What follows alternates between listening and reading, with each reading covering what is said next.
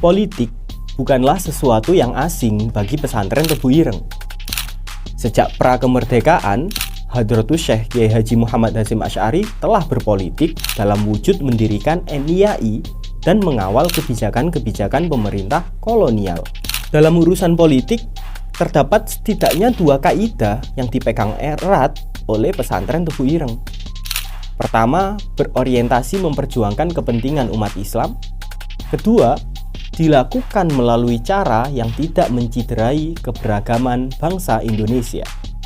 Contohnya sebagaimana kisah Kiai Haji Abdul Wahid Hasyim saat mengawal perumusan dasar negara Republik Indonesia. Berdasarkan pertimbangan ayahnya, yakni Hadratus Syekh Kiai Haji Muhammad Hasyim Asy'ari, Kiai Haji Abdul Wahid Hasyim mengawal perumusan Pancasila dan menyetujui perubahan sila pertama dari kewajiban menjalankan syariat Islam bagi para pemeluknya menjadi ketuhanan yang Maha Esa.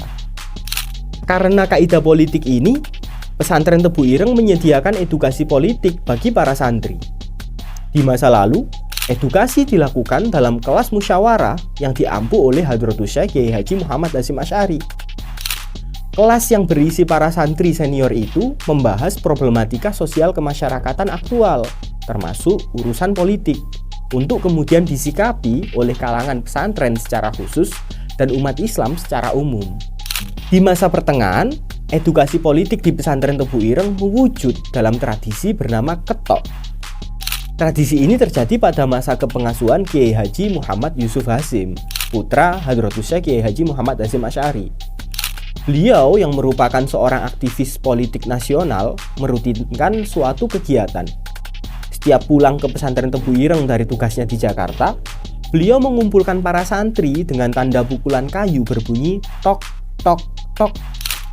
Santri berkumpul di masjid untuk mendengarkan wejangan dari pengasuh terkait informasi perpolitikan nasional. Disusul nasihat beliau terkait bagaimana posisi yang seharusnya dipegang oleh umat Islam dalam hubungannya dengan situasi politik itu. Adapun di masa kini, edukasi politik di pesantren Tebu Ireng diberi istilah yang relatif baku, yakni politik kebangsaan. Maksudnya, pesantren Tebu Ireng tidak akan mewajibkan santri untuk memilih calon pemimpin tertentu dalam ajang politik praktis. Yang diwajibkan adalah menyuarakan politik kebangsaan, yakni politik yang bertujuan memperjuangkan perbaikan nasib rakyat, bukan politik yang bertujuan mencari kekuasaan. Edukasi tentang politik kebangsaan dilakukan oleh pengasuh dan kepanjangan tangannya melalui banyak kesempatan, seperti dalam ceramah, pengajian, maupun wejangan-wejangan yang bersifat persuasif. Pesantren Tebu Ireng dengan segala kedekatannya dengan politik terus menjaga netralitas dan kesehatan politik itu sendiri. Pesantren Tebu Ireng tidak menjauhkan santri dari politik, tetapi memberi acuan atau kaidah bahwa di dalam aneka upaya untuk memperoleh kekuasaan melalui politik ada hal utama yang harus dijaga, yakni kemaslahatan umat manusia.